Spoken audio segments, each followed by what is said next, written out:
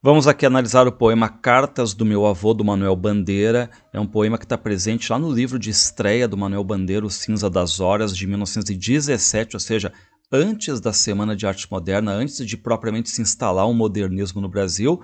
E o Manuel Bandeira estava ainda naquela fase parnasiana, fase simbolista, ainda é um poeta em processo de formação, que gostava ainda daquela questão de ressonância métrica, de rimas e tudo mais, né? E a gente vai notar isso aí. Então, eu vou declamar aqui o poema e depois a gente vai ver como é que funciona. Cartas de meu avô. A tarde cai por demais erma, úmida e silente. A chuva em gotas glaciais chora monotonamente. Enquanto anoitece, vou lendo sossegado e só as cartas que meu avô escrevia à minha avó. Enternecido sorrio do fervor desses carinhos. É que os conheci velhinhos, quando o fogo já era frio.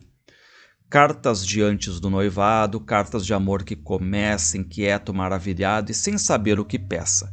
Temendo a cada momento ofendê-la, desgostá-la, quer ler em seu pensamento e balbucia, não fala. A mão pálida tremia, contando o seu grande bem, mas como o dele, batia dela o coração também. A paixão medrosa antes cresceu, dominou o todo, e as confissões hesitantes mudaram logo de modo. Depois o espinho do ciúme, a dor, a visão da morte, mas, calmado o vento, o lume brilhou, mais puro e mais forte. E eu bendigo, envergonhado, esse amor, avô do meu, fruto sem cuidado que ainda verde apodreceu. O meu semblante está enxuto, mas a alma em gotas mansas chora abismada no luto das minhas desesperanças. E a noite vem por demais erma, úmida e silente. A chuva cai em pingos glaciais, cai melancolicamente. Enquanto anoitece, vou lendo sossegado e só as cartas que meu avô escrevia à minha avó. Um lindo poema aqui. Então, primeiro detalhe aqui que vocês cuidem, tá? Reparem, a tarde cai por demais erma, solitária, né? Úmida e silente, ou seja, aí nós temos, né, a chegada da noite a partir de agora, a tarde caindo e a noite chegando. Só que nós temos chuva. E, de novo, aquela questão toda da chuva, de despertar muitas vezes a questão da memória. Em gotas glaciais, a chuva chora de forma monótona. Ou seja, o eu lírico está dentro, está protegido, mas lá fora está chovendo, é uma chuva monótona. A chuva está dando aquela intensidade melancólica, aquele clima, de certo modo, propício para a questão assim de intensidade desses sentimentos do eu lírico. Enquanto anoitece, ou seja, enquanto a noite está chegando, o que o eu lírico diz que vai fazer? Lendo sossegado e só. Ou seja, sozinho, sem estar com ninguém ali, ele vai ler o quê? As cartas que meu avô escrevia à minha avó. Ou seja, cartas de um passado, uma correspondência de um outro tempo, cartas de amor, né, que o avô do eu lírico escrevia para a esposa, que é a avó do eu lírico. Claro que são cartas escritas antes do eu lírico ter nascido, certo? Enternecido, ou seja, comovido, sorrio, porque ele está lendo aqui algo que é amor. Por isso que ele está ali, né? Enfim, rindo, comovido, essa mistura de sentimentos do eu lírico aqui, do fervor desses carinhos entre eles. Por quê? Porque o eu lírico vai sentir ali o quê? Nas palavras do avô, nas cartas, né? Ele vai sentir aquele amor, aquele fogo de outra época, época em que os avós eram jovens. E o que ele diz? É que conheci os meus avós velhinhos, quando o fogo era já frio. Então reparem que claro que ele vai ter aqui uma impressão diferente. Tu pegar cartas de começo de namoro, em que o fogo, é quente, ele disse, né, pô, eu conheci eles velhinhos, quando o fogo já era frio. Então reparem que nós temos até um paradoxo aqui, né, o fogo sendo frio, certo?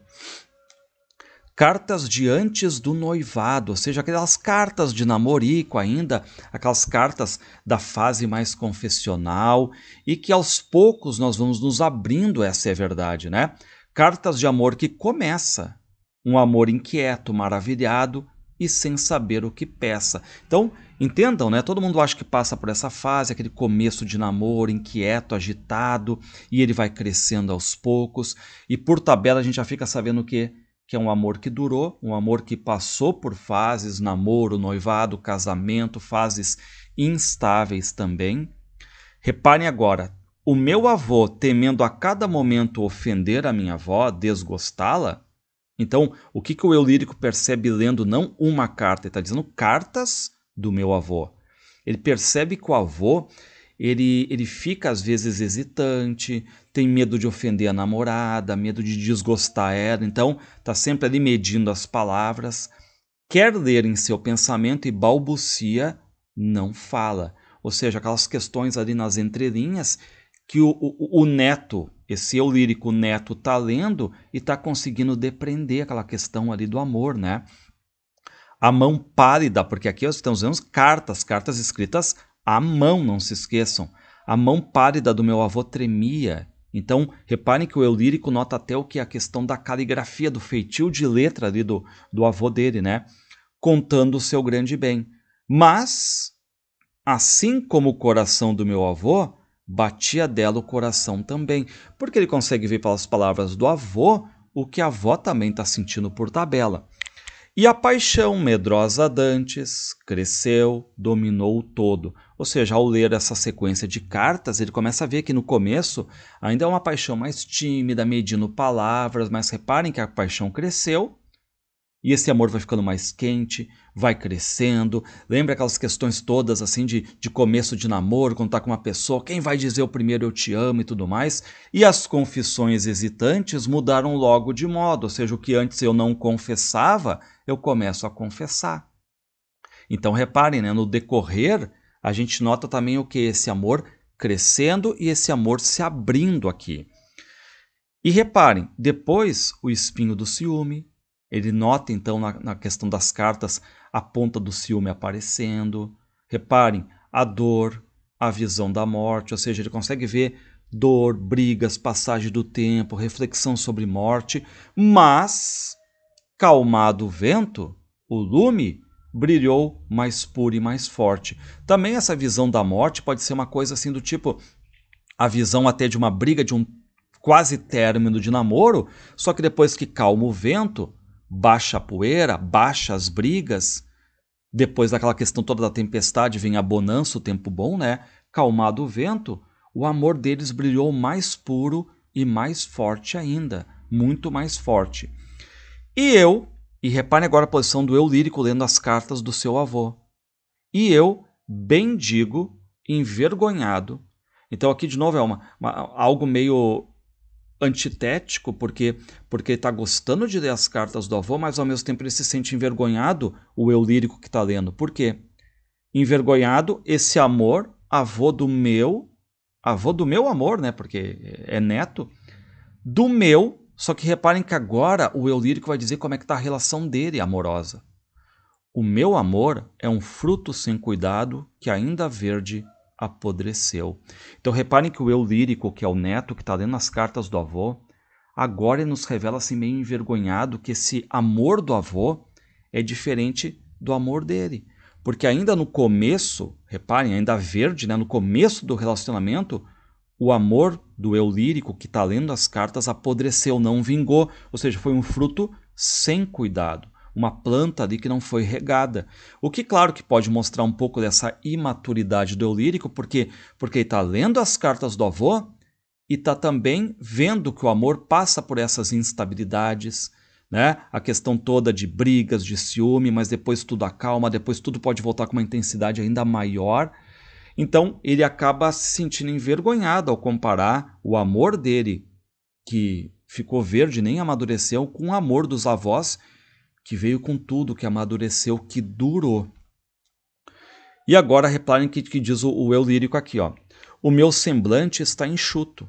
Ou seja, se vocês olharem para a cara dele, lendo as cartas, ele não está chorando, o eu lírico. Mas o que ele diz? Mas a minha alma lá dentro, o meu sentimento, em gotas mansas, chora.